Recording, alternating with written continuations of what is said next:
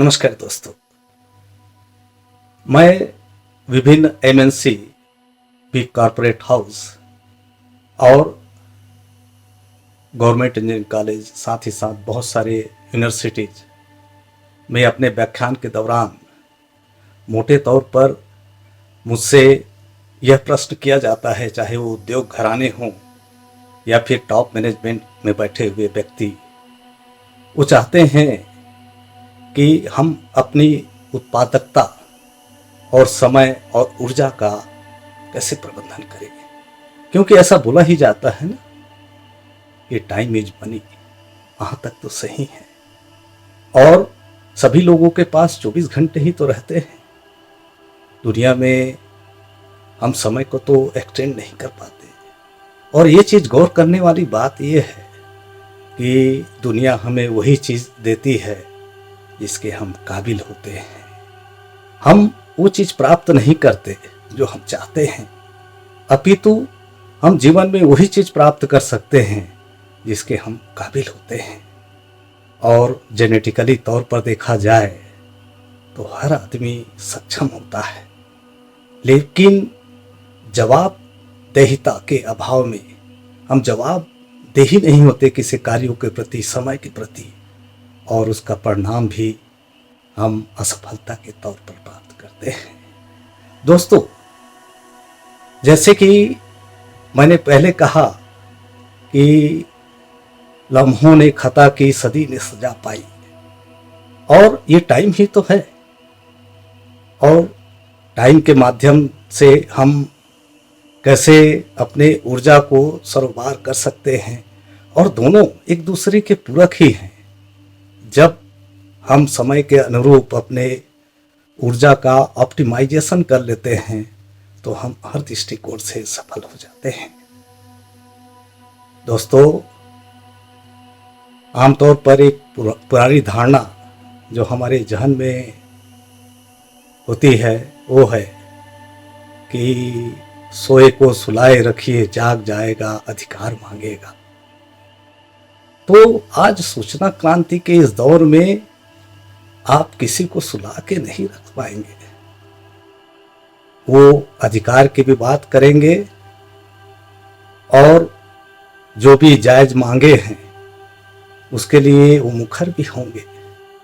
लेकिन किसी भी क्षेत्र में, ऑर्गेनाइजेशन में, क्या हमने उनके ऊर्जा का या समय का समुचित उपयोग किया है? और जो भी संस्थान या इस्टेब्लिशमेंट इन चीज़ों पर गौर करता है तो निश्चित तौर पर ऊंचाई को छूता है। दोस्तों, जहाँ तक ताल्लुकात है हमारे स्किल और पैशन का, तो यदि मैं 4 क्वाड्रेंट के माध्यम से यदि मैं स्किल और पैशन को रखूं, और पहले क्वाड्रेंट में जो हमारे स्किल और पैशन दोनों धनात्मक या पॉजिटिव रहते हैं, और थर्ड क्वाड्रेंट में दोनों नेगेटिव होते हैं, और सेकेंड क्वाड्रेंट में हमारे जो पैशन होते हैं वो पॉजिटिव होता है, स्किल नेगेटिव होता है, और फोर्थ क्वाड्रेंट में या हमारा जो पैशन होता है वो नेगेटिव होता है और स्किल जो है पॉजिटिव होता है। तो आप सोच रहे होंगे ये बताने का क्या औचित्य है? मेरे बताने का औचित्य ये है कि हम फर्स्ट क्वाड्रेंट में ही काम करें, क्योंकि इसमें हमारे जो पैशन होते हैं वो धनात्मक होते हैं और हमारे स्किल जो है वो भी धनात्मक होते हैं। इन परिस्थितियों में यदि हम इस क्वाड्रेंट में अपनी ऊर्जा और समय देते हैं तो हम मान के चलते हैं कि सफलता के पैमाने की ओर अग्रसर होते जाते हैं। आप किसी दौड़ वाले स्थान जहां एथलेटिक दौड़ते हैं, वहां यदि हमको लक्ष्य की दिशा में दौड़ेंगे तो हम सफलता हासिल करेंगे। भले ही उसके विपरीत दिशा में दौड़ने वाला व्यक्ति भले ही कितनी स्पीड से क्यों ना दौड़े, लेकिन वो सफल नहीं हो पाएगा। तो कहने का तात्पर्य ये है कि हमको राइट डायरेक्शन में दौड़ना है और अपने ऊर्जा और समय को दृष्टिगत रखते हुए हमें सही दिशा में जाना है। हम सभी जो है सफलता के आकांक्षी होते हैं, लेकिन इस बात पर क्या कभी गौर किया है और क्या अपने आप से कोई प्रश्न किया है? और ये बताने का तात्पर्य ये है कि जब भी हम अपने जीवन में अपने कार्यों के प्रति या फिर अपने उत्तरदायित्व के प्रति या जिम्मेदारी के प्रति प्रश्न करते हैं तो उसका जो आउटकम आता है वो हमारे जीवन को सरपार बनाता है। दोस्तों, ये प्रश्न क्या हो सकते हैं? ये प्रश्न हो सकते हैं, क्या हमने पूछा है कि हम जेनेटिकली तौर पर कौन से कार्यों के प्रति अधिक अपना ऊर्जा और समय दे सकते हैं, और जो कार्य हम कर रहे हैं उसके लिए क्या हमें भुगतान किया जा रहा है? और थर्ड चीज है कि जो कार्य हम कर रहे हैं वो क्या हमें आवेशित करते हैं? और यदि इसका उत्तर, हम तीनों प्रश्नों का उत्तर यदि सकारात्मक या पॉजिटिव हाँ में पाएं तो मान के चलिए यही कार्य हमारे लिए समुचित ही है, और इसी दिशा में अपना जो स्किल है और पैशन है उसको हमको पूरी तन्मयता के साथ लेके चलना होगा। और यही प्रश्न को कैसे हम अपने जीवन को फ्लरिश करने के लिए कर सकते हैं, तो इसके लिए मैं चंद टूल्स बताना चाहता हूं दोस्तों।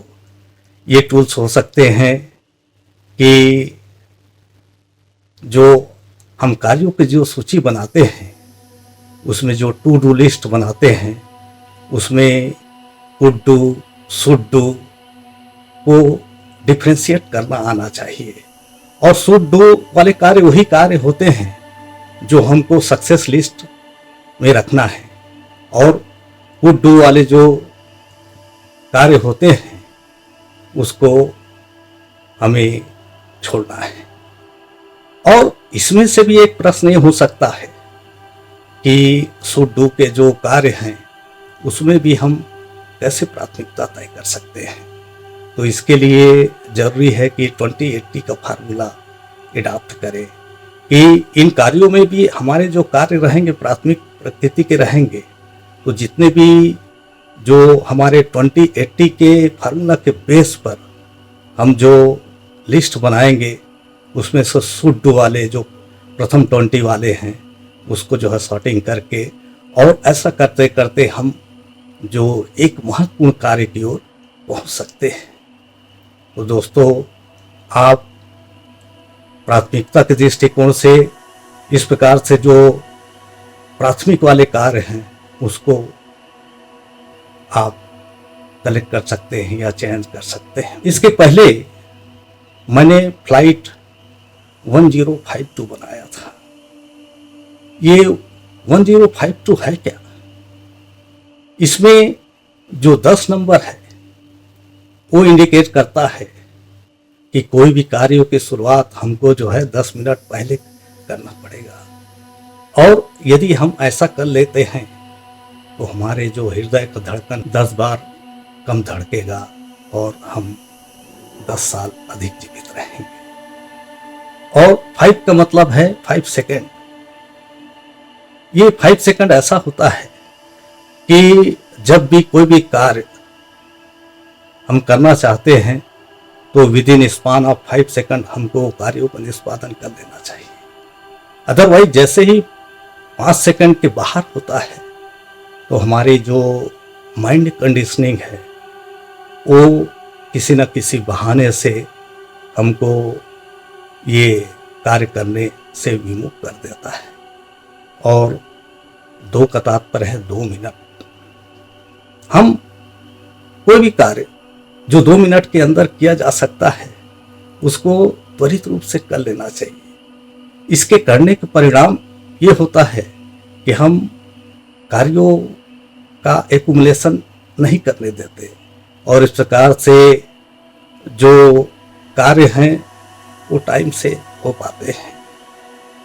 दुनिया में भौतिक युग के चलते हमारे कार्यों के प्रबंधन में और ऊर्जा के प्रबंधन में नो डाउट बहुत सारे कॉम्प्लिकेशन आए हैं, लेकिन ये डिपेंड करता है हमारे ऊपर कि हम कैसे वर्तमान समय में अपने समय का प्रबंधन करें।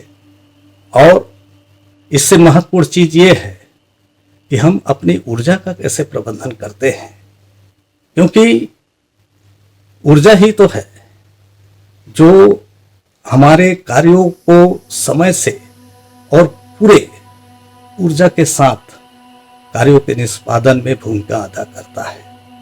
और इसीलिए हम फ्लो स्टेट की बात करते हैं, हम बात करते हैं स्वीट स्पॉट की।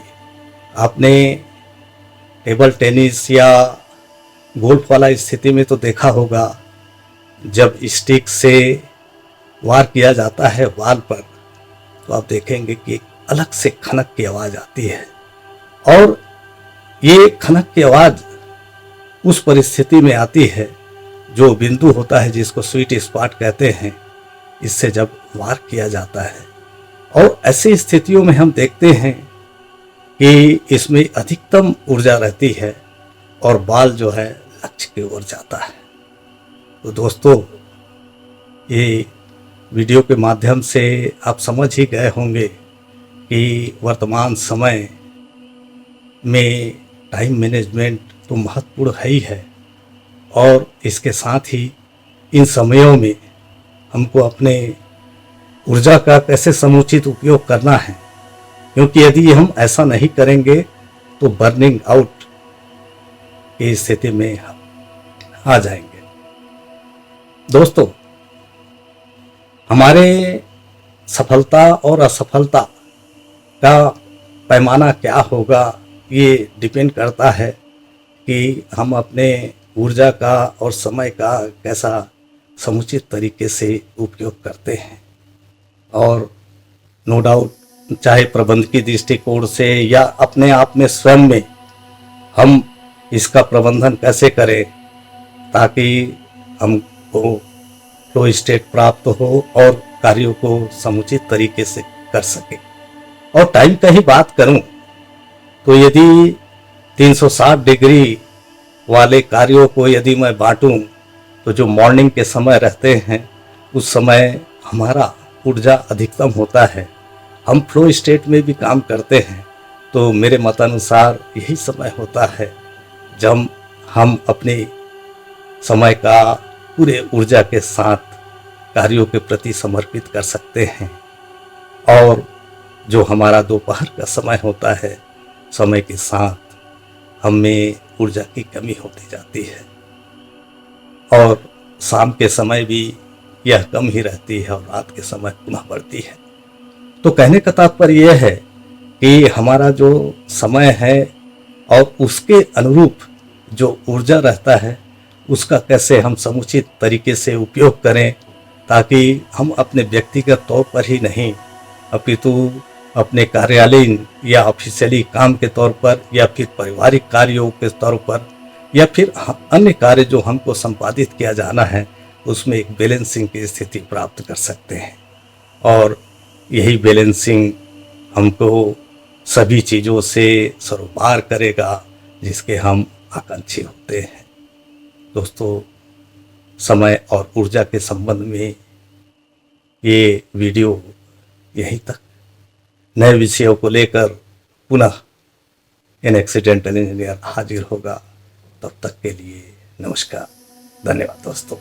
और ये वीडियो यदि पसंद आए तो इसे शेयर और सब्सक्राइब करने का कष्ट कीजिएगा। नमस्कार।